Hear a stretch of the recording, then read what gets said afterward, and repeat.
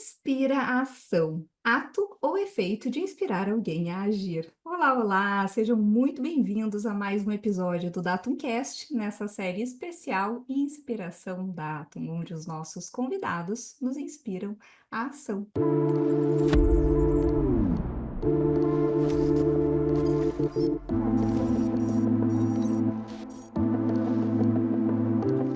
Eu sou a Paula Consoni, atuo como Head de Marketing na Datum e com uma curiosa autodeclarada, eu tenho certeza que eu estou no lugar certo. E hoje, quem também está no lugar certo, junto comigo, estreando, é o meu colega Felipe. Felipe, além de pedir para tu nos dizer como é que tu chega aqui hoje, eu já peço para te falar também o sobrenome, que é para eu não começar cometendo essa gafe. Então, por favor. Tá bem, olá pessoal, tudo bem com vocês? Por aqui tudo ótimo. O sobrenome, a pronúncia correta é Lindenmayer. Pronto. E eu também me considero um cara otimista, assim como eu sei que o nosso convidado é. Então, a minha expectativa hoje aqui é de otimismo para bater um papo com vocês. Muito bom. Bom, eu tenho certeza que tu chega numa estreia assim fantástica, tá? Porque afinal de contas eu penso que o nosso convidado ele é a cara do Inspiração. Presta atenção aqui comigo no currículo dele. Ele é diretor de TI do BTG Pactual, palestrante e piloto da Mercedes AMG Cup. Agora, uma curiosidade que talvez tenha despertado aí ou fortalecido a paixão dele pelas pistas, mas a gente com certeza vai descobrir isso ao longo desse episódio. Aos 19 anos, ele deixou Maceió e foi de carro para o Paraná. Falando de tecnologia, durante um bom período da carreira, ele pensou que seguiria um caminho mais técnico como especialista. Só que em uma movimentação na empresa onde ele trabalhava, acabou virando coordenador e descobriu o quanto se identificava com a gestão de pessoas. Um otimista convicto, como disse o Felipe, com um espírito resolutivo, movido por desafios. Bom, não podia ser diferente, né? Afinal de contas, piloto e muito focado em gerar valor. Eu acho que a gente pode dizer que seja atrás de um computador ou de um volante, ele está sempre buscando entregar alta performance. Gerson Júnior, seja muito bem-vindo ao Inspiração. Que isso? Nossa, esse currículo ficou bom, né? Eu gostei da minha própria descrição, ficou legal. Mas, pô, acho que o papo do Felipe ali, acho que bem bom. Eu sou, de fato, um otimista convicto. E, pô, vai ser um prazer bater um papo com vocês aqui. Muito legal. Fico feliz com o convite. Boa. Bom, quem sabe para simbolizar o nosso otimismo, a gente começa com um brinde com as nossas canecas E... Opa! personalizadas. Sei que o Gerson Ó, também está com a dele. Viva! estamos É isso Boa! todos. aí. Bom episódio pra Saúde para gente. nós. O meu é café, eu não sei de vocês, Ah, mas tô só cada tomando um tá, água tá, mesmo, tá tá tudo liberado certo. aí. Ah, eu tô na água também aqui, viu? Boa. Vamos lá. Jefferson, na verdade, quando a gente conversou, né, em outras oportunidades, em outros momentos, tu comentou palavras tuas, né, que com 15 anos era o menino que começou a trabalhar com computador.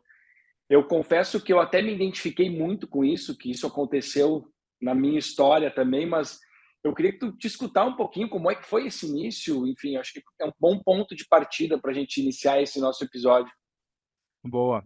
Bom, o meu sotaque não vai me deixar enganar ninguém, então eu sou nordestino, né? Eu nasci em João Pessoa, na Paraíba, e depois a minha família mudou para Maceió. E aí, basicamente, a minha adolescência ali eu passei em Maceió. E, pô, Maceió, perto da praia, minha família morava perto da praia, e aí nessa época, e aí é um passado meio escondido aí, eu nem comento muito disso, mas na época que eu era adolescente lá em Maceió, eu era surfista. Então, cara, entre praia, surfar na praia, ficar na praia e ir pra escola, putz, eu preferia muito mais surfar e ficar na praia, né? Esse negócio de ir pra escola eu dei um pouco de trabalho, até porque desde essa época eu já era um cara meio questionador e tal, e eu não conseguia ver utilidade para a escola. Eu falava, tá, mas eu vou usar isso aonde? Eu não, para que que eu vou perder tempo fazendo isso? Deixa eu ir pra praia, ficar quieto lá, tá tudo bem. E aí, pô, desespero ali dos meus pais, né? Falando, putz, esse menino não vai dar jeito pra nada, não. Ele não quer estudar, só quer saber de surfar, a gente precisa achar alguma coisa que ele queira fazer. E aí, meus pais me deram de presente ali, digamos assim, um curso de montagem e manutenção de computadores. E aí, logo depois que eu fiz o curso, surgiu a oportunidade de eu fazer um estágio, e aí era estágio de férias.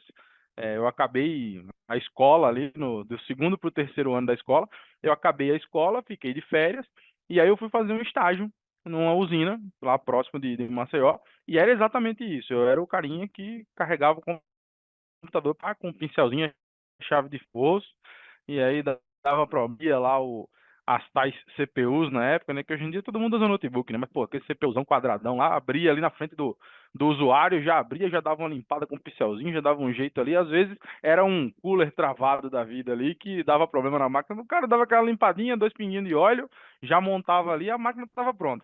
Então, para não levar a máquina de novo, naquele calor, trazer a máquina, já levava o pincel, chave de fenda no bolso, o óleo no outro, chegava lá, desmontava tudo, resolvia ir embora, não precisava carregar nada. Então, o início foi disso. E aí tem algumas histórias legais já dessa época, que a empresa que eu estava mudou o escritório de onde eles estavam, a usina, sei lá, 80 quilômetros de Maceió, e trouxe o escritório para Maceió no fim de semana de férias. Então, o meu estágio ia acabar, porque eu tinha que voltar para a escola. E a empresa falou: não, peraí, ó, a gente tá mudando para Maceió, pô, lá você vai estudar de manhã, dá para você vir trabalhar de tarde. Eu falei: bom, tá. E aí eu estudava de manhã e ia para o estágio à tarde. Aí comecei a migrar, né? Comecei a sair um pouco da parte de carregar computador para lá e para cá, comecei a mexer com alguma coisa de desenvolvimento de software ali na época, e comecei a ficar mais perto dos desenvolvedores, comecei a entender um pouco mais de negócio nessa época, né? Negócio da usina. E aí fui caminhando, passei um tempo como desenvolvedor. Mas esse foi o começo ali, foi numa empresa com um estágio, né, de férias, digamos assim. Muito legal essa história. Tu já havia compartilhado conosco, a gente achou interessante trazer aqui e acho que, pelo menos das minhas lembranças das nossas conversas, tem um outro marco que acho que a Paula até falou brevemente no início, que eu acho que é legal a gente falar a respeito, que é aos 19 anos, e aí numa viagem muito interessante, Maceió, Paraná, de carro, né? Enfim, uma jornada quase. E aí sim, pelo que eu entendi, tu começa a trabalhar em projetos mais ligados à tecnologia, né? Isso, conta um pouquinho para nós dessa fase especificamente. Boa. Depois dessa fase, nesse primeiro estágio, eu passei na faculdade e eu estava nessa mesma empresa, que foi, o início foi do segundo para o terceiro ano, eu acabei o terceiro ano e já foi a época de fazer vestibular, né? E aí, contrariando todas as estatísticas, como eu dei uma centrada no último ano, parei de surfar, porque de manhã eu estudava e à tarde eu trabalhava, eu dei uma centrada nos estudos ali, mas para tentar passar no vestibular, único e exclusivamente. E aí, contrariando todas as estatísticas, eu passei em 3 faculdades em Maceió. Faculdades particulares, mas assim, para quem estava desenganado que não ia passar em nada, 3 foi um número recorde. E aí eu lembro que eu sentei com o pessoal lá do meu trabalho e falei: pessoal, eu passei nessas 3 aqui, tá aqui a carga de estudos das 3. O que vocês me aconselham? Para qual que eu vou? E aí, na época, eu acabei decidindo por sistemas de informação, que era menos bit byte do que ciência da computação, né? A grade, pelo menos, tinha mais alguma coisa ligada à empresa, à empresarial, a negócio, não era tanto 100% bit byte ali. E aí eu escolhi essa.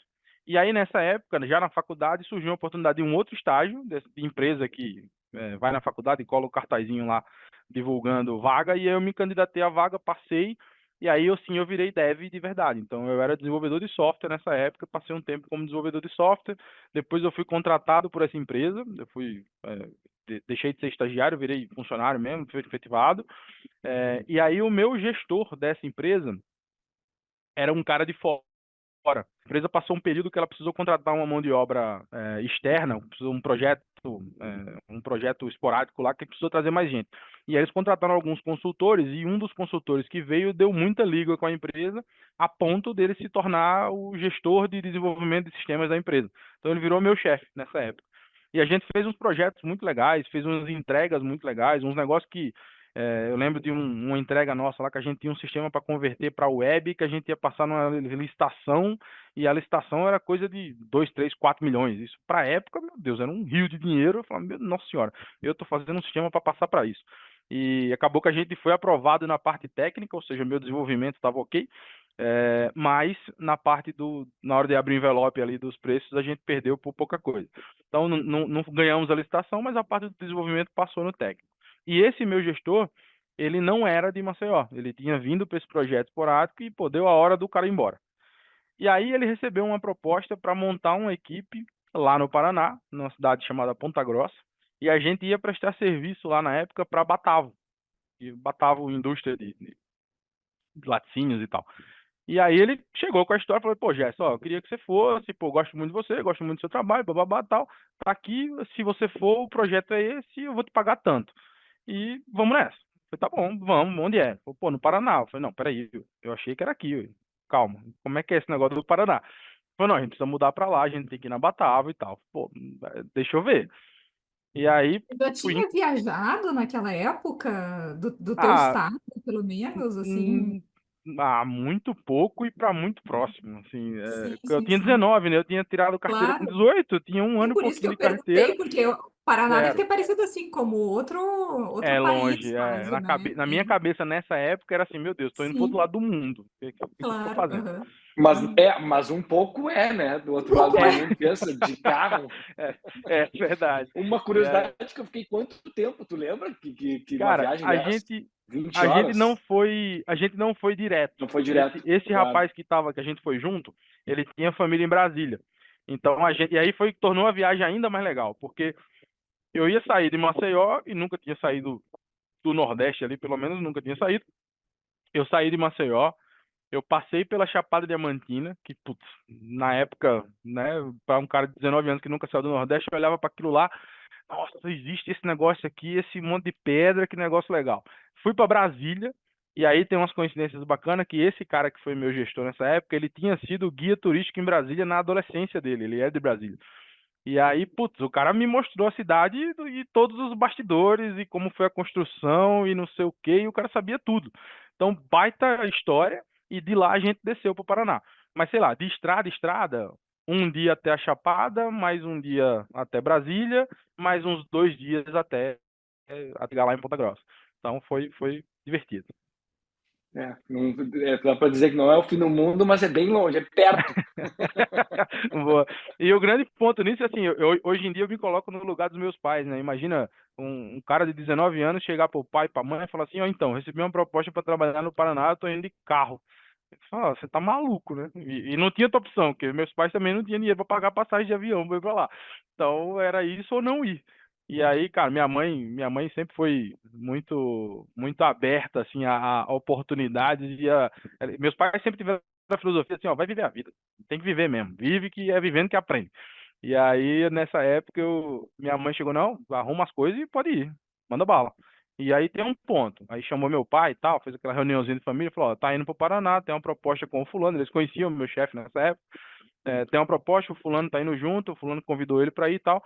E seguinte, tem uma condição que é, qualquer hora, qualquer dia, qualquer coisa que acontecer, liga pra gente que no outro dia a gente tá lá. E você volta para casa na hora que precisar. Então, esse apoio de ir sabendo que, fala, "Putz, se acontecer qualquer coisa, meus pais estão aí, tá tudo bem." Então, esse apoio me deu muita força na época para topar o desafio e fui embora. Eu acho que a base aqui é fundamental, né? Para se uma empreitada dessa aos 19 anos sem base, não dá para dizer que é impossível, mas torna a coisa mais difícil, né? Muito mais, sem dúvida. É. Tá, e aí a outra mudança de estado, que aqui eu acho que, pelo que a gente também conversou, que me despertou mais até curiosidade, apesar de eu não ser técnico, mas uma curiosidade mais técnica, que em outra mudança de estado, que aí tu acaba trabalhando no Magalu, acaba trabalhando, é bom, né? Porque tu ficou 10 ou 11 11 anos anos. trabalhando no Magalu, dando suporte a um dos maiores, talvez, bancos Oracle daquela época, pelo menos no varejo, imagino eu, né? Como é que foi essa experiência? E nos traz também um pouquinho de uma questão um pouquinho mais técnica, né, sobre esse banco especificamente, quantidade de acessos, tamanho, enfim, o tamanho desse bicho, como eu tinha um amigo que dizia, qual é o tamanho desse bicho? Essa ida para o Magalu, ela aconteceu em 2011. Essa de ir para o Paraná, por exemplo, a gente está falando, sei lá, 2005, 2006, talvez. Então tem um gap nesse meio do caminho que eu voltei do Paraná para o Nordeste, o projeto Hum, lá acabou, eu voltei para o Nordeste, voltei para Maceió, aí fiquei em Maceió, sei lá, 6, 7 meses, E aí eu mudei para Recife, que é, pô, bem mais perto, né? Mas é mais uma mudança. E a minha mudança para Recife foi basicamente o seguinte: eu queria fazer certificação em Oracle. Na época eu conhecia o banco de dados Oracle, eu ainda era dev, mas eu desenvolvia usando ferramentas da Oracle. E aí eu falei, pô, legal, de todo jeito eu já uso o banco, acho que CDB é um negócio interessante, gostei. Eu mandei um e-mail para uma empresa de Recife, porque Recife está para Maceió igual um São Paulinho, assim, sabe? Pô, tudo que você não achar em Maceió vai ter em Recife. Então a gente, pô, preciso de uma certificação, preciso de comprar alguma coisa diferente, preciso de sei lá o que, vai ter em Recife. Um evento, alguma coisa do tipo, é Recife. E aí, na época, eu mandei um e-mail para a empresa falando assim, ó, eu quero fazer certificação Oracle, eu queria saber quanto custa, como funciona e qual que é a próxima turma. E aí me responderam o e-mail falando assim, manda seu currículo pra gente. E aí eu falei assim, nossa, é sério esse negócio, né? A galera só deixa fazer o curso quem trabalhou mesmo com o negócio. Gostei disso. Só que na real não, a empresa precisava de profissionais que conhecessem de Oracle também, e aí já aveitou ali o meu interesse, falou, pô, manda o currículo, eu já fui para entrevista, e na entrevista já deu certo, aí, pô, vem para Recife, eu já fui para lá conversar com o dono da empresa, falou, pô, Gerson, beleza, quando é que você pode mudar? Eu falei, não, calma, eu acabei de mudar para Maceió de volta. Então, eu mudei para lá. Nessa época era para eu ser alocado como desenvolvedor ainda. E aí o ponto forte foi, se você vier e virar nosso funcionário, você tem acesso a todas as certificações gratuitamente, porque nós somos parceiro Oracle. Falei, bom, é um bom argumento, né? E aí na época eu fui para ser alocado como desenvolvedor no Tecon Swap, que é o terminal de containers lá de Swap, lá do lado de Recife. Projeto muito legal também, um negócio muito legal, pô, container, navio e tal. A nossa sala ficava de frente pro porto, assim, então a gente via os navios atracando, desatracando, carregando, descarregando, era muito legal. Depois disso eu fui para o Walmart, e aí no Walmart, de fato, eu me tornei DBA. Eu fui para o Walmart pela mesma empresa, alocado pela mesma empresa, sei lá, uns 2, 3 anos depois. E lá surgiu a oportunidade de eu virar DBA, foi quando eu virei DBA. E esse cidadão, que era o dono da empresa que eu virei DBA, ele conhecia um cara que tinha ido para o Magalu. E aí o cara falou, cara, a gente tem um banco Oracle aqui que dá uns engasgos de vez em quando, a gente precisava de uma ajuda, de uma consultoria, tal, blá, blá, blá. Você não consegue vir aqui, não? E aí esse cara, meu chefe na época, né, ele foi lá, passou umas 2 semanas, fez alguns levantamentos prévios, e logo depois disso, que era janeiro, tinha um evento do Magalu muito grande chamado Liquidação Fantástica. E aí, que aconteceu agora, inclusive, é sempre na primeira ou segunda sexta-feira de janeiro. E aí eu fui para lá para acompanhar uma liquidação fantástica e fazer algumas coletas, algumas métricas, a coleta de métrica para a gente tentar ajudar e descobrir qual era o problema. O que acontecia basicamente a gente vinha normal no meio do dia, o banco travava, colapsava e acabou. E é isso. E a gente tinha que tentar descobrir o que estava acontecendo, ajudar os DBAs de lá na época a descobrir o que estava acontecendo. Aí eu fui, levantei algumas coisas, sugeri algumas mudanças, algumas melhorias, e aí, puta, fiz um baita relatório depois disso, bababá, um relatório técnico com tudo que eu tinha encontrado, entreguei na mão do Magazine, e aí o Magazine, obviamente, o líder na época lá, falou assim, tá bom, seu relatório é muito bonito, mas você não vai entregar o relatório e vai embora, vem cá você fazer o que você está sugerindo aqui para ver se esse negócio vai dar certo. E aí acabou que a gente virou um projeto, era uma visita para um evento, virou um projeto de 2 meses, que virou um projeto de 6 meses, e aí depois de 6 meses eu falei, não, gente, peraí, para ficar indo e voltando para Recife tá sofrido. Vamos fazer um contrato de 1 ano de manutenção e eu mudo para Franca. E aí foi nessa época que eu mudei para Franca, a gente fez um contrato até então de 1 ano, e esse contrato se renovou 2012, 2013, 2014, 2015, aí 2017 eu fui efetivado também no Magalu. Teve um projeto de internalização, que aí foi quando a gente virou Luiza Labs, né, a área de tecnologia lá na época, virou Luiza Labs. Aí eu fui contratado nessa época, deixei de ser consultor, virei funcionário Magalu de fato. Aí foi quando desenrolou todo o resto de liderança e tudo mais.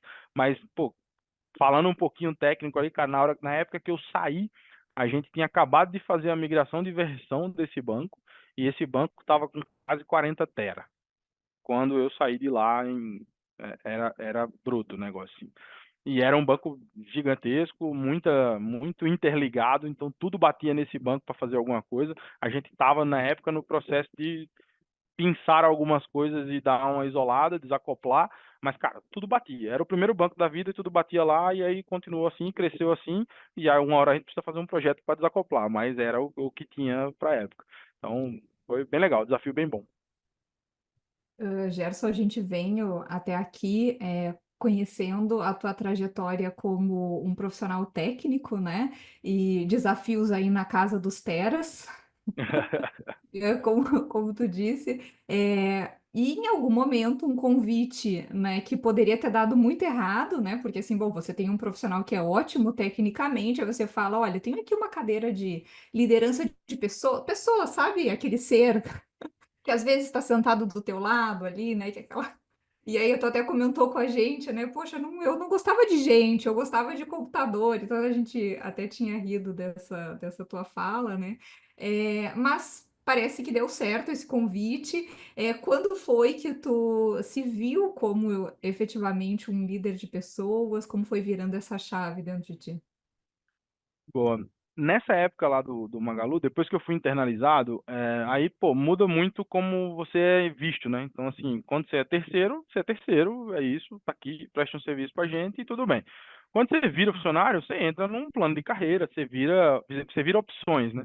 Então, você vira uma opção para a empresa, você vira, né? Então, na época, o meu chefe lá, ele precisou fazer uma reorganização na área e ele contou com o meu coordenador para assumir um outro papel. E aí essa nossa área de banco de dados ficou sem coordenador, né? E aí, e eu lembro exatamente do dia, assim, ele me mandou uma mensagem a gente usava o Slack, falou assim, Gerson, tudo bem, você pode falar? Eu falei, posso, diz aí, ele falou, vai numa salinha. Aí eu falei, nossa, vai numa salinha, é ruim, né? Eu falei, bom, espero que não tenha ninguém do RH na salinha. E aí fui pra salinha lá, e aí ele falou, cara, tô com um desafio aqui, vou precisar usar o fulano para outra cadeira, e, cara, eu preciso da sua ajuda, tal. Eu falei, não, cara, conta comigo, o que que você precisa? Eu falei, não, eu preciso que você vire coordenador do time e tá valendo a partir de amanhã. Eu falei, não, pera aí, ué. Não, pô, me põe como interino até você arrumar outra pessoa. Pera aí. Não, não, eu nunca pensei nisso. Não era eu achei que eu era um cara técnico e ia morrer técnico aqui. Não, cara, calma aí, babá e tal. E aí, antes desse momento, né, que o nosso gerente, o meu coordenador anterior falou para mim algumas vezes, falou, pô, Jéssica, você precisa ir mais nas reuniões com as pessoas do projeto, cara, você precisa falar mais com as pessoas, vai lá, interage com a turma. E eu conto essa história não porque eu tenho orgulho não, tá? Hoje eu escutando o que eu falei, eu falo, nossa, que imbecil que eu fui. Mas eu lembro que na época eu falava para ele, falava assim, não, cara, vai lá você, pelo amor de Deus. Se eu gostasse de gente, eu tinha feito psicologia. Eu gosto de computador. Não quero lá falar com esse povo, não. Deixa eu ficar quieto aqui. Então era muito nítido para mim que eu era o cara técnico, eu não queria ir lá falar com esse povo, não. E aí essa oportunidade veio, mas assim, vira a chave, né? Fala, pô, peraí, agora eu aceitei. Uma vez que eu aceitei, foi-se. E eu consegui virar a chave muito rápido, e acho que o principal ponto foi eu sempre tentei ser um cara que levava muito a sério os meus valores, assim, pô, acho que você tem que trabalhar duro, eu acho que você tem que ajudar a empresa no que você está fazendo. Então, assim, eu sempre tentava pregar isso de um jeito, assim, ó, não tem nada a ver com a sua vida, mas se fosse eu, faria desse jeito aqui, porque é o melhor para o projeto. Pô, então, assim, tentava, do meu jeito, um cara normal, acho que numa área, um cara mais sênior, tentar influenciar as outras pessoas que não são tão sênior assim. E aí, quando eu virei liderança, eu falei, pô, dá para eu fazer isso fazendo com que mais gente faça isso depois. Então esse negócio pode ser legal. Pode ser que eu esteja potencializando um negócio que eu gosto de fazer. Calma, deixa eu apavorar menos e pensar mais. Aí eu comecei a tentar entender por que que eu tenho que fazer, comecei a conversar com mais gente, comecei a fazer um negócio que eu não fazia muito, que é, basicamente, a maioria das nossas lideranças lá do Labs nessa época estavam em São Paulo. E eu ficava em Franca. Então a galera mais técnica estava lá em Franca nessa época, da nossa área, né? Tinha muita gente de liderança lá, mas de outras áreas. A nossa estava em São Paulo. Falei, puta, eu preciso ir para São Paulo, eu preciso sentar com esse pessoal, eu preciso almoçar com eles, entender como é que esse povo pensa. E aí eu comecei a vir muito mais para São Paulo, é, comecei a ficar mais perto das outras lideranças, comecei a entender como é que funcionava, e aí, óbvio, comecei a ir atrás de temas relacionados à liderança, e aí eu tive a grata surpresa de entender que esse é um negócio que eu adoro fazer. Então, hoje em dia, puta, eu olho pro meu time e falo, cara, é minha responsabilidade esse pessoal aqui, eu preciso ajudar a carreira deles, eu preciso, no mínimo, não atrapalhar, eu tenho que fazer alguma coisa para que em algum momento essa galera olhe para trás e fale assim, pô, esse cara me ensinou alguma coisa. Então, assim, óbvio que a gente erra muito, nem sempre a metodologia é das melhores, mas nem todo remédio é docinho, né? Faz parte da vida. Então, o líder tem que aprender com isso também, que não vai agradar todo mundo, não tem jeito. Legal esse teu relato. Eu estava discutindo, falar em virada de chave. Teve aí sim uma grande virada de chave, na minha interpretação das conversas que a gente teve também, que é, além dessa mudança para um foco mais em gestão, em pessoas, uma saída do varejo para o mercado financeiro. Eu acho que essa é uma grande virada até de mindset, né? Eu imagino até, eu queria te perguntar se tu enxergou muita diferença ou teve muito desafio nessa virada de chave, ou foi algo mais natural, enfim, acho que é legal a gente compartilhar isso também. Cara, nessa época do Magalu, depois que eu me tornei liderança de banco, a gente teve de banco de dados, né? A gente teve algumas outras mudanças que me deram uma engrossada no couro de papel de liderança. Então, pô, daqui a pouco a gente tinha uma área de banco, a gente resolveu ser uma área multidisciplinar. Então, dentro da minha estrutura, que só tinha DBA em algum momento, daqui a pouco, na semana 2, a gente tinha um cara de redes, um cara de banco de dados, um cara de sistema operacional, um cara. Então, eu comecei a precisar navegar com algumas outras especializações que não era a minha especialidade.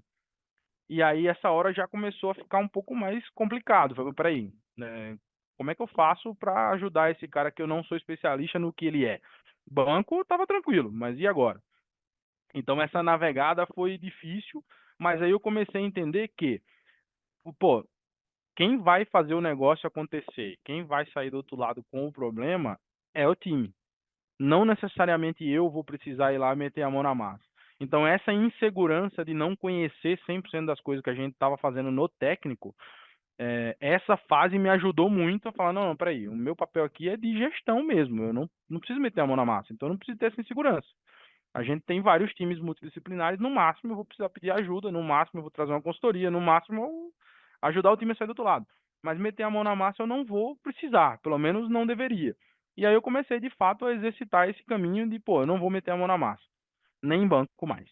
E aí eu fazia de tudo para que o time se organizasse, se auto-organizasse, e aí gerir um time multidisciplinar foi ok. E aí a fase de quebra desses grandes times para times multidisciplinares, eu participei muito da fase de construção disso. E eu lembro muito dessa conversa, inclusive. A gente estava no almoço conversando e o chefe me trouxe o que é que ele queria fazer, né? O cara, acho que a gente tem que pegar os times, tem que quebrar, tem que ser multidisciplinar. Então, por exemplo, o time de banco aqui acaba, não tem mais time de banco. E aí a gente passa a ter, tipo, foi, cara, eu acho a ideia genial.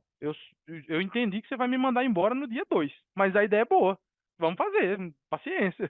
Acho que para a empresa faz sentido. Porque, pô, se eu sou coordenador da área de banco, não vai ter mais time de banco, tudo de bom, né? Um abraço para você. Eu falei, não, cara, mas faz sentido, vamos fazer isso aí. Eu falei, não, não, não, não. Eu quero reaproveitar as lideranças de cada uma das caixinhas e eles vão virar a liderança dos times multidisciplinares. Então, assim, você não vai ser mandado embora, não agora. Eu falei, então tá. Então, ganhamos um fôlego. E aí, a gente começou a discutir esse modelo. E construir isso junto foi um exercício de gestão muito bom. Porque, assim, pensa um time de banco que tem 8 pessoas. Eu quero montar 8 times. Qual vai para cada time? Eu tenho 8 pessoas que cuidam de redes. E eu vou colocar um em cada time. Qual vai para cada time? Então, começar a juntar as peças e ver quem trabalha melhor com quem, e ver, puta, esses dois caras já tiveram no projeto tal, deu muito certo. Vamos colocar os dois nesse time aqui. Puta, esses dois caras aqui, eles se odeiam porque lá fora um brigou com o outro na rua e agora deu problema. Não vamos colocar esses caras no mesmo time. Então, organizar isso, entender um pouco melhor o perfil de cada um e como eles se organizariam sendo de um mesmo time, foi um exercício de gestão maravilhoso na época, assim, a gente tentar fazer isso funcionar. E deu certo. Aí depois disso, a gente teve a aquisição da Netshoes, né? O Magazine Luiza, na época, assumiu a Netshoes. Então, tivemos um time 9, tínhamos 8 times ali, virou 9 times, e esse nono time veio para a minha gestão também. Então, e isso foi 2020. Então, imagina, 2020, empresa sendo comprada, o time vindo para um modelo completamente diferente do que eles já tinham visto na vida, eu tendo que convencer essa galera que agora o nosso modelo era mais legal e que o Luiza Labs era melhor do que a Netshoes de antigamente. E, cara, foi um baita de um outro E desafio. curiosamente, desculpa, Gerson, vou te interromper, mas porque assim, ó, curiosamente Que foi justamente o que tu disse que te deu aquele tesão inicial de trabalhar como líder, que foi a possibilidade de influenciar as pessoas e no final foi o que tu te viu fazendo nos momentos de maior desafio, né? Exatamente. Assim, esse processo Legal. todo, eu tive que exercitar muito isso, porque o que eu pensei quando o meu chefe falou que o time de banco não existe mais e somos multidisciplinares, o meu time também pensou, falou, beleza, acabou o time, vai mandar todo mundo embora. E aí, pô, como é que você convence as que não, que é um modelo novo, que a gente vai ser multidisciplinar, que a gente vai conhecer mais coisas, blá, blá, blá e tal. Então foi um momento difícil e depois veio essa parte da decisão e da influência do modelo, mais a influência de uma nova empresa, uma nova cultura, uma nova cabeça e de pessoas que, pô, estavam sendo compradas, a empresa foi comprada, as pessoas vieram, mudaram de time e, cara, qualquer um numa situação como essa é uma situação difícil, não é um negócio simples de acontecer. É insegurança, é incerteza, então, e óbvio, muitos não deram certo, muitos saíram, muitos a gente precisou desligar, muitos, então, enfim, é da vida. Mas é, tiveram alguns que ficaram e que deu muito bom. As pessoas entenderam o que a gente tinha para fazer. Então, voltando para sua pergunta, depois disso tudo, o couro engrossou e aí a gente vem parar no mercado financeiro. Basicamente, no BTG, o desafio era parecido. Então, assim, eu tinha uma nova empresa com uma nova cultura, com uma cabeça completamente diferente, com pessoas que eu precisava convencer do que a gente estava querendo fazer era bom e só que agora o intruso era eu, né?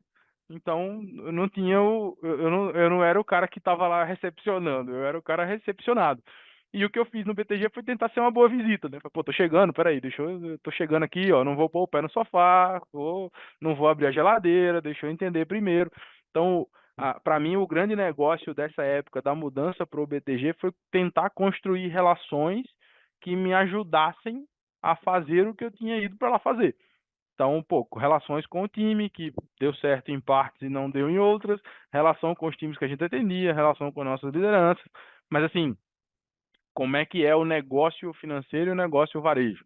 Completamente diferente. São dois mundos completamente diferentes em todos os aspectos, assim, metas, velocidade, facilidade com que as coisas mudam e acontecem, a visão das pessoas sobre as pessoas é diferente. Então, assim, o jeito que as coisas acontecem no mercado financeiro é muito diferente. E tem um caso engraçado, né? Eu sou muito piadista, né? Então, logo que eu chego, todo mundo percebe que eu sempre faço gracinha com alguma coisa. E aí agora eu tô tentando ajustar para não fazer na hora errada. Mas eu sempre fui muito brincalhão, bababá e tal. E cheguei lá e tentei ser esse cara brincalhão no mercado financeiro, todo mundo lá de camisa social. E eu vindo do Labs que trabalhava de bermuda, né? E aí eu falei, não, pô, preciso me adaptar, né? Já comprei um guarda-roupa novo, cheguei lá todo engomadinho também e tal. E tô lá trabalhando e paz, né? Sempre uma piadinha aqui e ali. E aí o nosso chefe na época percebeu que eu era um cara meio piadista, né? E aí logo nos primeiras semanas aí, tivemos um problema gigante lá. E aí ficamos no problema, e fomos até de madrugada, e aquela confusão, e vai, e não sei o quê, até conseguir descobrimos e tal. E aí depois meu chefe chegou pra mim e falou, tá tudo bem? Você tá cansado? Aí eu falei, não, tô, né? Tô meio cansado aqui, porque o problema foi meio chover, né? Eu disse, não, então volta pro varejo pra vender videogame. Aqui é assim que funciona, vambora. E eu falei, pô, tá bom, já entendi o recado, vamos que vamos. Aí ele fez a piada contigo. Gerson, a gente teve o prazer já, ao longo aqui do episódio, de conhecer o menino que gostava de lidar com as máquinas, né? Com o computador. Depois, toda a tua carreira técnica, a liderança de pessoas. Vamos falar agora do Gerson piloto. Como Vamos. que o automobilismo entrou na tua vida? Como que essa paixão, esse hobby, que a gente nem sei se tu chama isso, se tu chama de hobby ou não, ou como é que é? Tu é gerente de TI nas horas vagas ou Não, não? não. Ainda é hobby. Honestamente, eu não sei se será profissão um dia. Eu acho que O automobilismo tem uma característica muito. E aí, óbvio, né? Não tem como você separar as pessoas, né? Então, o Gerson que chega lá no sábado de manhã para treinar é um Gerson que está com a cabeça da sexta, que está pensando em gestão, que está pensando em profissionalismo, em equipe e tudo mais. Então, eu chego lá, eu vejo assim: o automobilismo tem algumas vertentes muito profissionais e muito profissionalizadas, mas ainda é um negócio meio vai que vai, sem muita organização. Então, assim, um Gerson vivendo de automobilismo seria um cara meio triste, meio infeliz, porque tem muita coisa para profissionalizar ainda nesse aspecto. No aspecto de sentar no carro e guiar, o Gerson vivendo de automobilismo seria o cara mais feliz do mundo, guiava o dia inteiro. Então, pô, isso pô, você tem algum momento que você quer virar a chave, virar 100% automobilismo e viver disso? Não, mas eu acho que o automobilismo complementa muito o corporativo. Então, isso para mim é claro e todo fim de semana de corrida eu tenho esse exemplo. Mas nasceu, na verdade, assim, eu sempre gostei de carro, de automobilismo e tudo mais, mas eu morava no Nordeste, então, putz, longe, né? Não tem muito jeito de. Lá no Nordeste tem muito pouca coisa de automobilismo, muito, muito pouco. Então não tinha muito para onde ir, não tinha o que fazer com isso. Então estava lá, era um sonho, tá bom, fica por isso mesmo. O que eu podia fazer era ir muito em corrida, aí, vamos lá, eu mudei para cá. Mudei não, mas comecei a vir para o Sudeste.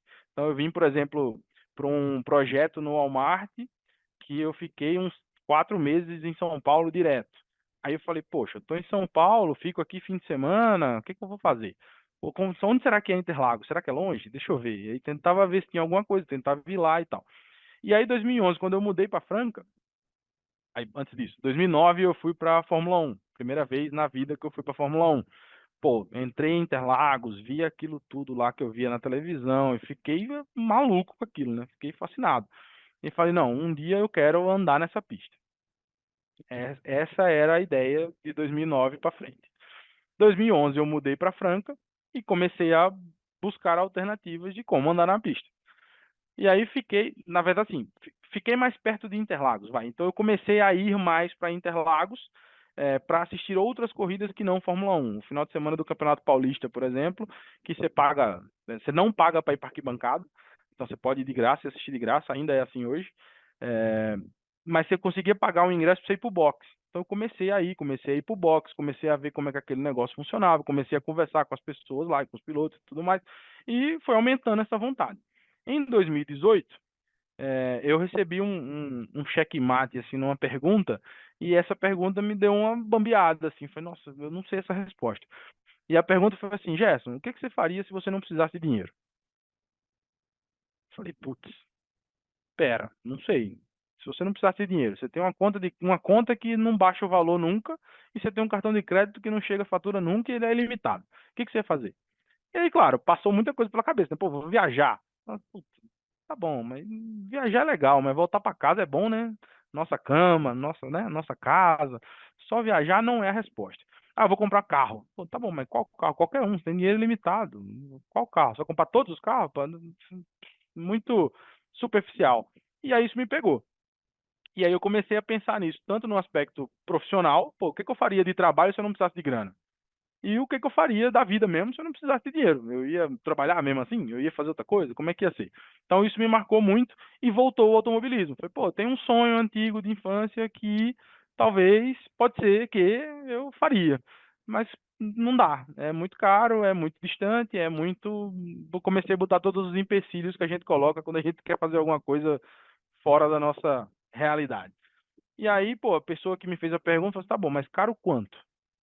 Quanto que custa? Se você quiser ir lá e ser piloto. Eu não tenho a menor ideia. Eu falei, então vai descobrir. E aí eu fui descobrir. Na época era longe da minha realidade, mas não era aquele negócio impossível. Eu falei, pô, dá. Se organizar direitinho, dá. E aí vem uma coincidência, e aí eu não. Para mim, coincidência é o nome que a gente dá quando as coisas que tem que estar se juntam. Então, mas, enfim, uma coincidência. Nessa época eu morava em Franca, uma cidade de 300 e poucos mil habitantes, e essa pessoa que eu estava falando sobre esse assunto conhecia na mesma cidade uma outra pessoa que também queria ser piloto. Eu falei, pera, qual que é a chance numa cidade de 300 mil habitantes, duas pessoas conhecerem a mesma pessoa que os dois querer ser piloto. É muita coincidência. E aí a gente começou a se falar, eu e esse outro cara. E aí, só que a diferença brutal da nossa história é que ele tinha dinheiro e eu não tinha. Então ele falou, cara, eu tô querendo fazer o curso. Eu falei, não, não diga mais nada, sabe? O meme, não fale mais nada. Eu fui lá, eu falei, cara, eu já pesquisei essa e essa e essa escola, essa aqui é tal dia, essa aqui é tal dia, essa aqui é tal dia, essa aqui o carro é esse, essa aqui funciona assim, essa aqui funciona assada, blá, não sei o que e tal. Se eu for fazer, eu vou fazer nessa. Ele falou, tá bom. E aí levou as informações embora. No outro dia ele me ligou, falou assim, me inscrevi na próxima turma. Eu falei, aí não, João, peraí, ué, que isso? Aí fiquei daquele jeito, né? Com aquela vontade maluca de ir fazer esse negócio junto com o cara. Porque, pô, duas pessoas da mesma cidade e tal, muito legal. E aí eu entendi que essa coincidência tinha que ter alguma explicação. E aí eu comecei a ligar para a escola de pilotagem na época. Falei, então, eu tenho um curso aqui e tal, vai fazer dois pilotos. É mais barato? Não, tá bom. Falei, parcela no cartão? Não, tem que pagar na bucha. Falei, que isso? Vamos, não parcela no cheque, não. Eu dou um cheque pra você aí, eu vou aí, levo o dinheiro, pego o cheque. Tá? Falei, não, não tem jeito, moço, não parcela. Eu sei que eu liguei pra essa mulher tentando tudo quanto é jeito de fazer esse negócio. E aí, um belo dia, ela perdeu a paciência e falou assim, ó, amigo, não tem nada de desconto nesse negócio. Ou você paga ou você não paga. Funciona assim. Só a única coisa que tem é, nós somos parceiros da Porto Seguro. E quem é cliente da Porto Seguro tem 25% de desconto nos nossos produtos. É isso, não me liga mais que não tem o que fazer. Eu falei, não, mas peraí, calma. Fui lá, peguei minha carteira, e aí a gente tava falando disso agora há pouco, né? Eu, com 18 anos eu tirei carteira e tive meu primeiro carro. Nisso eu tinha 28, talvez, 29, não sei. Foi a primeira vez na história da minha vida que o seguro da Porto Seguro foi o seguro mais barato, e naquele ano o meu seguro era Porto Seguro. Olha Eu falei, lá, não, tal da não pode ser sincronicidade, não é não mesmo? pode ser tanta coincidência assim, né? Aí eu fui lá e fiz o curso junto com esse cidadão. E aí no curso, o que que me fez seguir adiante? Minha ideia era só andar em Interlagos. No curso, a gente tem um momento que você sai para ser avaliado, e são duas saídas de 10 voltas que você sai sozinho. E aí nessa saída você tem umas metas de tempo para bater. Então, assim, ó, se você virar todas as voltas na casa de 2:14, você está aprovado. 2:13 é muito bom. 2:12, espetacular. Pode ir para casa com a carteira de piloto.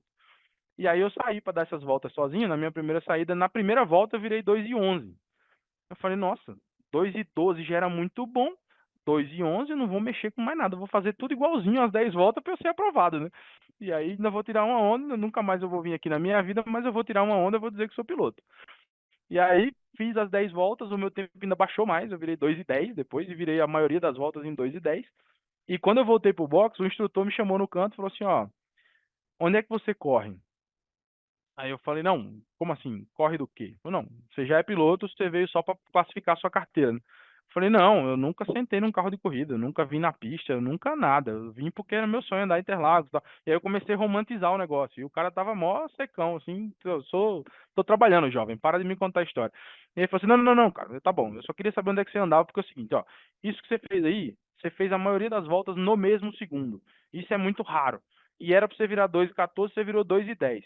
Tem duas coisas que o piloto precisa ter: consistência e ser rápido. Você tem as duas coisas. O que você vai fazer com isso é problema seu, o dinheiro é seu, não quero nem saber para que você está aqui. Então, segue sua vida aí. Falei, putz, mas e agora? Né? Como é que eu durmo com esse barulho? E aí foi quando eu comecei a correr atrás de como correr de carro. E que bela história. Gerson, fica muito claro para entender, pelo menos para mim, assim, o que que é esperado o que que é alta performance para um piloto, né? Aqui mesmo tu termina justamente falando sobre isso. Quando a gente está no mercado de tecnologia, eu queria primeiro te fazer essa pergunta: o que que tu entende que é um profissional de alta performance? Boa. Sim, ó, eu acho que o profissional, o bom profissional, na minha percepção, acho que ele começa um pouco antes da, da empresa que ele está, ou do cargo que ele tem, ou eu não consigo separar essa pessoa é a pessoa no CPF e essa pessoa é a pessoa cargo tal. Para mim, a pessoa é a pessoa. Então, acho que o primeiro de tudo é a cabeça da pessoa, a mentalidade da pessoa tem que ser uma mentalidade de trabalhar direito. Assim. eu não gosto muito um profissional de alta performance, porque isso vai variar. Então, para mim, um bom profissional e um profissional de performance vai variar do projeto que ela tá, da empresa que ela tá, da entrega que ela tem para fazer. E aí eu entendo que se ela é uma boa pessoa, se ela se preparou para estar ali, se ela tem boas intenções, se tecnicamente é compatível com o que a gente está esperando, se essa pessoa tem, pô, é uma pessoa de transparência, é uma pessoa que fala a verdade, é uma pessoa com os valores claros, bem estabelecidos, é uma pessoa... Para mim, se ela entrega o que a gente está combinando, a performance está feita. E aí o que entrega o que a gente está combinando varia. O que que eu quero para esse momento da empresa? Eu quero acelerar muito e vamos nessa. É isso que a gente precisa, cara. Você vai trabalhar sábado, domingo e é o que deu. Não, cara, ó, agora a gente vai tirar um pouco o pé porque esse projeto é mais tranquilo, dá pra gente caminhar mais devagar. Vamos embora. Então eu sou muito a favor das pessoas que quanto que você trabalha? Eu trabalho quanto precisar. Se precisar 24 horas, 24 horas. Se não precisar, não precisou. Vou aproveitar minha família aqui um pouco, fazer outra coisa. Então, para mim, a performance está muito ligada a pessoa em si. Eu não acho que é uma má pessoa, vou usar esse termo, mas é ruim, né? Mas assim, uma má pessoa, uma pessoa que é desleixada, que não é comprometida, que não tem valores claros para ela e tudo mais. Eu não acho que essa pessoa consegue ser um profissional de performance. Porque na hora que chegar para falar, cara, eu preciso disso aqui, a gente vai ter que fazer e vamos correr atrás e eu tento convencer você disso. Se os seus valores são fracos, se você tem essas características, a tendência de você já achar que vai dar errado é muito grande. E aí, sério, nem começamos, você já tá achando que vai dar errado, vamos mudar a cabeça, né? Então, para mim, um profissional de alta performance tem que ter uma boa mentalidade. Acho que esse é o grande negócio. A mentalidade acho que faz toda a diferença. Muito bom. Mentalidade de vencedor, né? Que tem noção de qual é clara, de qual é o ponto de chegada.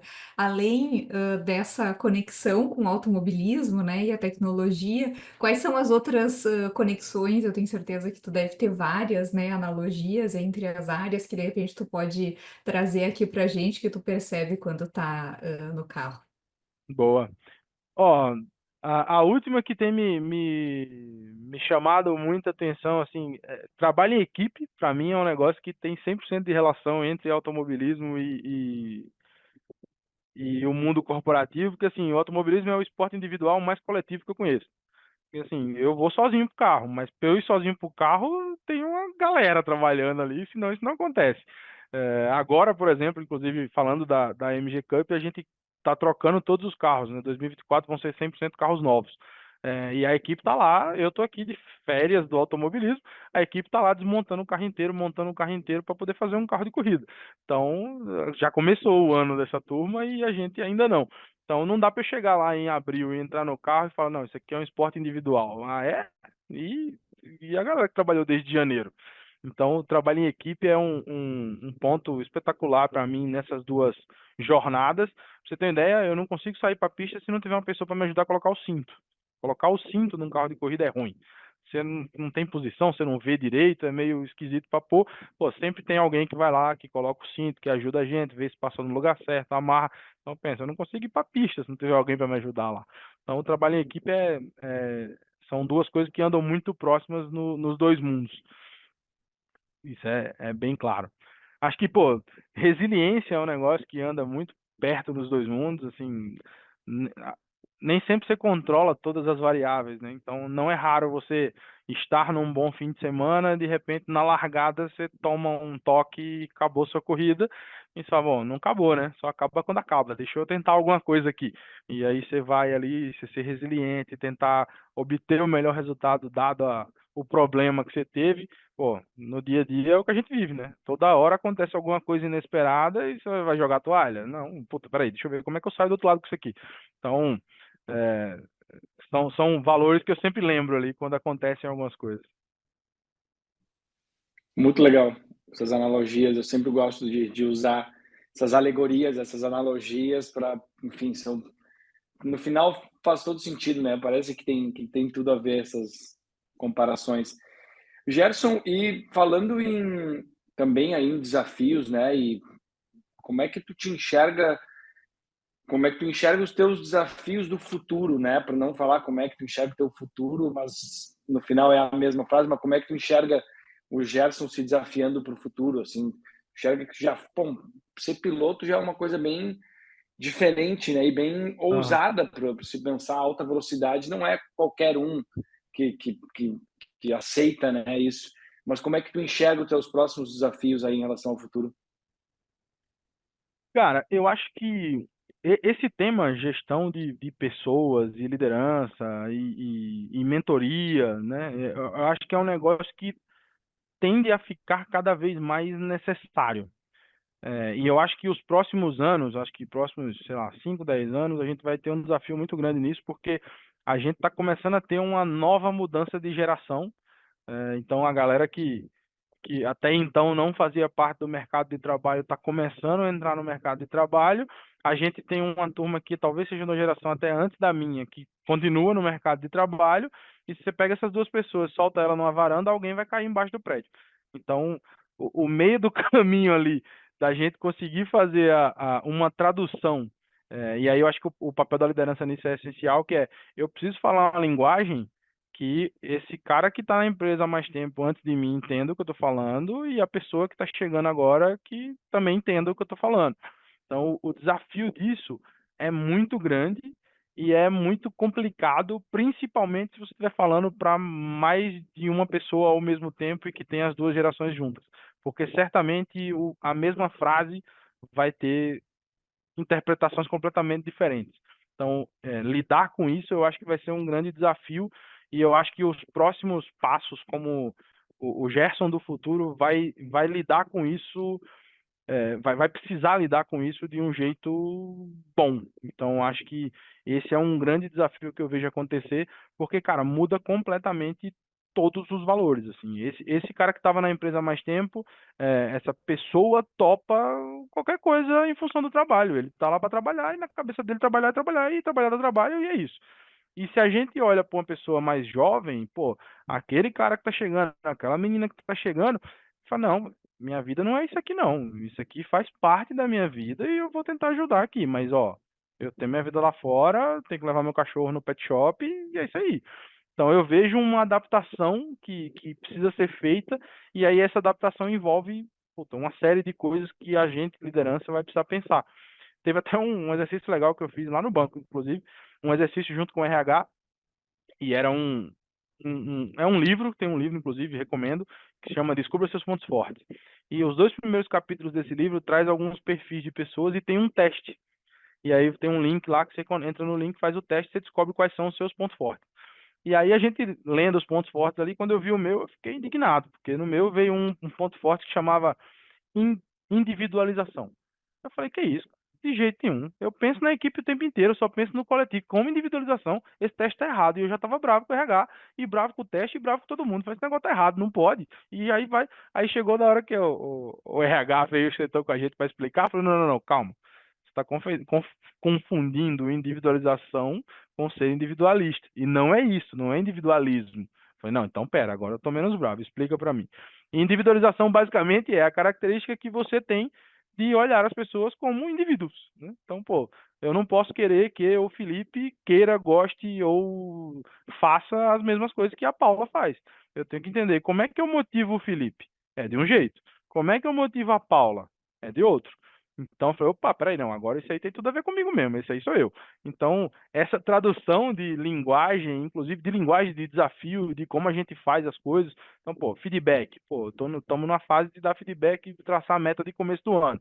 Tem pessoa do time que eu preciso fazer isso sentado na sala, de frente para ele, olhando sem abrir o notebook. Tem gente que eu preciso fazer no boteco que vai dar certo. E tá tudo bem, e o cara entendeu o recado ali e segue a vida. Então, isso é individualização e eu acho que a cada dia que a gente passa, isso vai ser mais necessário. Tem até um exemplo que eu sempre falo no crachá do Magalu, se vocês forem não, em alguma loja do Magalu aí, pede para ver atrás do crachá do funcionário. Lá tem uma frase que diz assim: faça aos outros o que você gostaria que fizessem a você. E aí, na época que eu trabalhava lá, de vez em quando eu sentava na mesa, o crachá ficava de cabeça para baixo, assim, aí eu li essa frase e falei, nossa, essa frase não é boa. E aí eu acho que já era o meu instinto de individualização na época. Eu falei assim, cara, imagina o seguinte, você é um cara que gosta de fazenda, você é um cara que é a favor das pautas de natureza e tudo mais, e não sei o quê, blá blá blá. Aí eu vou lá, eu vou te dar de presente um fim de semana pra você ir lá pra Interlagos, ficar os fins de semana inteiros escutando um barulho de carro na sua orelha, queimando gasolina que você é contra. Cara, que prêmio foi esse? É péssimo esse prêmio. Era melhor te dar uma diária no Hotel Fazenda, você ficar muito mais feliz. Então, cara, não tem que fazer os outros que você gostaria que fizesse a você. Eu ia adorar ganhar um final de semana em Interlagos. Você não. Então, cara, o que que eu tenho que fazer para você? É individualizado o negócio. Então, faça aos outros o que os outros gostariam que fizesse para eles, não o que eu queria que fizesse para mim. Então, isso para mim é um negócio que já me marcava nessa época, depois dessa constatação da individualização ali, eu gostei mais. Mas assim, acho que esse é o desafio do futuro, é a gente conseguir ter essas linguagens aí, fazer essas traduções.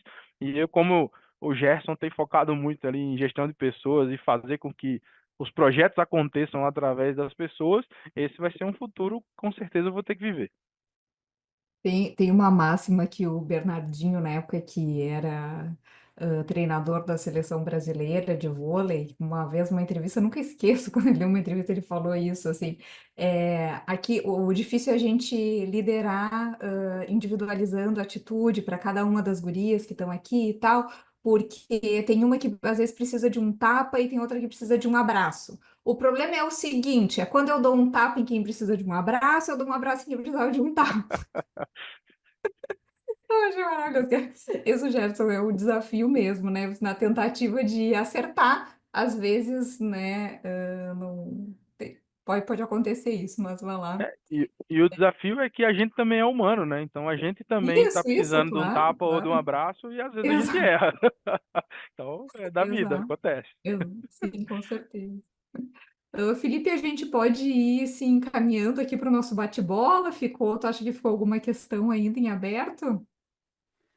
Eu acho que não, acho que da minha parte não. Bem legal trocar essa ideia com o Gerson. São tantas histórias, né, Fê, Eu que ele poderia trouxe ficar aqui aqui para a noite a Então, inteira. gente fica com vontade de ouvir mais, e né, eu, cases ali das corridas e tal, eu mas sempre enfim. brinco com isso, que eu falo assim, ó, se vocês me chamam para falar sobre automobilismo e sobre liderança, vira show do Gustavo Lima. Se deixar, acaba às 7 horas da manhã. Bem, muito bem. Mas vamos lá que a gente ainda tem uma outra parte para a gente te conhecer mais um pouquinho, o nosso bate-bola, algumas perguntas que a gente faz, e aqui a proposta é tentar trazer o que vem primeiro para ti. Boa. Gerson, possivelmente foram tantas, né? Mas qual que é a tua maior conquista? Eita. Eu acho que a minha maior conquista é tentar ser fiel ao Gerson todos os dias. E eu acho que isso é bem difícil, assim. Você se vê em mundos diferentes, com pessoas diferentes, que pensam diferente, e você fala, não, pera, eu preciso me adaptar aqui, mas eu não posso deixar de ser o Gerson que eu sou. Então eu preciso nivelar esse meio de campo. E eu acho que ainda tem muita gente que peca em saber quem é. Assim. Quem eu sou, o que que eu quero, o que que eu acredito, o que que eu não abro mão, o que que eu abro mão. Isso é um negócio que pouca gente pensa. E eu penso nisso todos os dias. Quem que eu sou? O que que eu estou fazendo? Por que que eu estou fazendo o que eu estou fazendo? É isso mesmo. Isso não está indo contra o que eu realmente acredito. E óbvio, eu também não estou romantizando, não, tá? Tem dia que a gente vai abrir mão de alguma coisa que é importante para você, porque precisa. A empresa precisa, alguém precisa, sua família precisa, enfim. Então, às vezes você abre mão e fala, não, pera, deixa eu só ser humano hoje aqui, eu vou passar por cima disso. Mas viver isso todos os dias e ter consciência de quem é você é um negócio importante e eu acho que eu consegui diariamente pensar nisso. Então, acho que uma grande conquista é eu tentar ser o Gerson todos os dias e tentar ser um Gerson melhor todos os dias. Bem, o próximo aqui é qual o teu lema? Até quando dá errado, dá certo. Olha, um Esse é o meu carotinho. lema. Assim, ó, Sem dúvida se alguma. deu certo, já era o que você gostaria que acontecesse. Mas quando Sim, dá errado é o mais difícil, porque você fala, pô, beleza, por que que deu errado? O que que eu fiz de errado? Como é que eu faço diferente? Como é que eu, sei lá, penso diferente? Então, e o principal para mim é como é que eu aprendo com isso? Tem alguma lição nesse negócio que eu ainda não entendi. Então, até quando dá errado, dá certo para mim o dar certo eu vou aprender alguma coisa. Então, aprender eu algo. levo isso todos os dias, é bom demais. Bom, me conta uma coisa, então, que tu detesta. Eu detesto falta de transparência. Eu acho que principalmente e falando de relações, né, relações profissionais, relações pessoais e etc. Acho que é muito mais fácil você conseguir alguma coisa quando você está sendo transparente. Então, assim, eu até brinco isso com o meu time, eu falo assim, gente, ser transparente não é falar tudo, tá? Tem coisa que eu não posso falar, que é confidencial e que não tenho o que fazer. Mas eu vou ser transparente e falar, gente, tem mais coisa acontecendo que eu não posso falar, tá? Segura a onda aí que em algum momento vocês vão saber. Para mim, reflete bem esse negócio. Não é ser ingênuo, não é falar tudo para todo mundo, não é isso. Mas pô, as pessoas que você se envolve, o máximo que elas puderem saber do porquê tais coisas estão acontecendo, eu acho que é muito válido. E aí, no ambiente corporativo, para mim, é essencial. Assim, eu preciso saber por que que eu estou fazendo o que eu estou fazendo. Me fala por quê, que vai ser muito mais fácil. Então, eu até brinco, eu brinquei com o meu chefe um tempo atrás, falei, cara, se você me chamar para derrubar aquele prédio ali com uma colher, eu não vou. Eu não sou um imbecil, a gente não vai derrubar aquele prédio com uma colher. Agora, se você me falar assim, Gerson, nós vamos lá derrubar aquele prédio com uma colher, porque o banco comprou uma empresa que fabrica talher e a gente quer mostrar que o talher do nosso banco é um baita de um talher que consegue derrubar um prédio. Eu tô lá escavando amanhã com a minha colherzinha. Então, se eu souber o porquê, eu topo. Agora, puta, eu não vou fazer nada que eu não acho que faz sentido só por fazer, pô. Me fala o porquê. Então, generalizando aqui, mas, pô, transparência é um negócio que eu penso sempre. Gente sem que não é transparente no que é possível, eu fico bem desanimado. E, por último, quem te inspira a ação? Quem me inspiração? Pô, as pessoas, eu acho. Eu acredito muito nas pessoas. Então, assim, eu acho que é, as pessoas que eu convivo hoje, meu time, por exemplo, é uma galera que me inspira a sair da cama todo dia, falando, deixa eu ir lá que eu tenho uma galera para ajudar aqui. A carreira dessa galera pode estar nas minhas mãos, então deixa eu ajudar. Então, as pessoas me inspiram muito, pô, minha esposa, as pessoas do próprio automobilismo, pô, a gente construiu uma família bem boa lá que se ajuda muito, a gente tem uma equipe muito determinada e muito afim de fazer o negócio dar certo, então, sem dúvida, as pessoas me motivam. É, dar alguma coisa em troca para essas pessoas, acho que é o que me motiva. Assim, o que é que eu posso contribuir de volta para o universo onde tantas pessoas já passaram na minha história e fizeram alguma coisa boa para mim? Deixa eu fazer alguma coisa boa na história de alguém, e aí eu acho que as pessoas me motivam a melhorar e dar essa devolução, sabe? Tudo bem, muito obrigada, Gerson. Além de te agradecer pelo papo de hoje, agradecer a companhia, do Felipe, quero agradecer também a companhia dos nossos ouvintes nesse nosso início de episódio aqui do Inspiração em 2025. A gente hoje teve a oportunidade de conhecer as histórias de um cara que gosta de máquinas e de gente, né? De desafios e que nos trouxe ali uma visão de que não há alta performance sem otimismo e muita vontade de vencer, tanto nas pistas quanto na tecnologia, né? O que conduziu ele nesse trajeto, a gente percebeu que foi a consciência, né, de seguir os seus valores, uma visão clara de se abrir para as oportunidades, um espírito realizador e otimista, sem dúvida bastante inspirador, é um excelente pontapé inicial para o nosso ano. Então, de novo, Gerson, muito obrigada. Que isso, eu que agradeço a oportunidade, é sempre bom relembrar essas histórias. É o que eu comentei agora há pouco, né? Assim, a gente precisa saber por que que a gente está fazendo o que está fazendo. E aí, sempre que a gente vem contar um pouco da história ali, um pouco da trajetória, a gente vai vendo as peças se encaixando com um zoom um pouco mais distante, né? Isso, nossa, faz sentido tudo que está acontecendo, faz sentido o plantio lá atrás. Então, é muito bom ver isso tudo acontecendo e eu agradeço aí a oportunidade de ter trazido essa reflexão. E, pô, um prazer ser o primeiro aí de 25, que seja um ano maravilhoso que aí. Que bom, obrigada. Obrigada, gente. Até a próxima. A gente se vê sempre na quinta. Tchau, tchau.